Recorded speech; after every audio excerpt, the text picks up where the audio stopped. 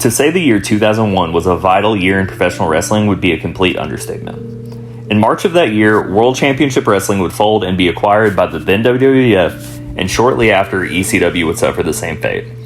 Add to this being only a year after the great All Japan departure to Noah, the wrestling world was in a state of complete flux.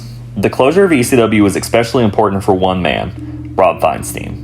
As head of RF Video, he had been distributing ECW's videotapes, and in fact, to this day, you can still buy those tapes on the company's website. His company's future was in jeopardy after losing its biggest moneymaker, and after failed attempts to get involved with ECW's spiritual successor, Combat Zone Wrestling, Rob would link up with a former Philly Coke dealer to start a new wrestling promotion. A promotion that would change the wrestling business in the USA from then on. Ring of Honor needs no introduction to wrestling fans, but the first few years of ROH business were tumultuous, and this is the story of how the company survived.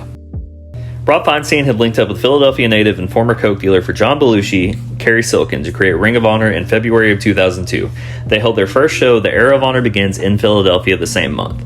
There are deep dives of this show on YouTube, much better than I can do. So instead of going into too much detail, I'll just mention the most important part of the show, which was having a triple threat match between Bryan Danielson, Christopher Daniels, and Low Ki main event the show, even though they were three relatively unknown wrestlers at the time, over a match between WWE star on hiatus Eddie Guerrero and former ECW star Super Crazy.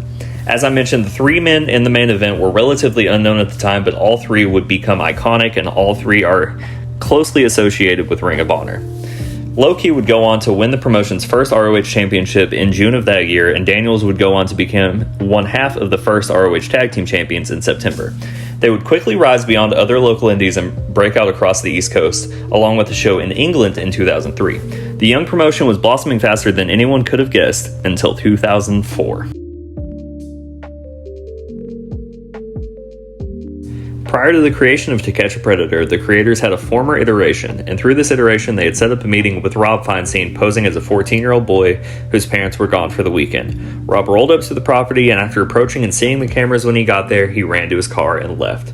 This broke to the media, and shortly after, Rob resigned from Ring of Honor and RF Video, though he would later retake his role at RF Video. As this scandal came to light, TNA nixed its partnership with Ring of Honor, which would cost it major stars in Christopher Daniels and AJ Styles. The company very well could have died here, but Kerry Silkin wouldn't allow it to. He gained full control of the company and continued to promote events for the next 7 years, and while ultra critically successful in this time frame, it was not a commercial success.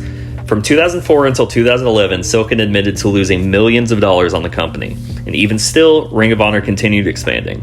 Gaining pay-per-view in 2007 through DirecTV and later a TV show in 2009 through HDNet. In 2011, Sinclair Broadcasting Group bought Ring of Honor and relieved Silkin of his financial woes. Prior to the Sinclair purchase, Ring of Honor would be home to Claudio Castagnoli, Seth Rollins, Kevin Owens, Sami Zayn, The Briscoes, Brody Lee, Kenny Omega, CM Punk, Samoa Joe, Brian Kendrick, Roderick Strong, Adam Cole, and many others. This period from 2004 until 2011 held some of the most important moments for U.S. indie wrestling and set the groundwork for the style that the U.S. scene has developed into, but it almost died entirely before it got off the ground. What's up, y'all? My name is Ian. This is Poison Rana. I know this is a super duper short video about Rob Feinstein and Ring of Honor, but I wanted to put something out. I've been procrastinating starting this channel for a while, and a lot of it has been because the scripts I've written, I felt like I was taking too much inspiration from Joseph Montecillo. He's definitely my favorite wrestling YouTuber, and so I don't want to dip into that bag too much.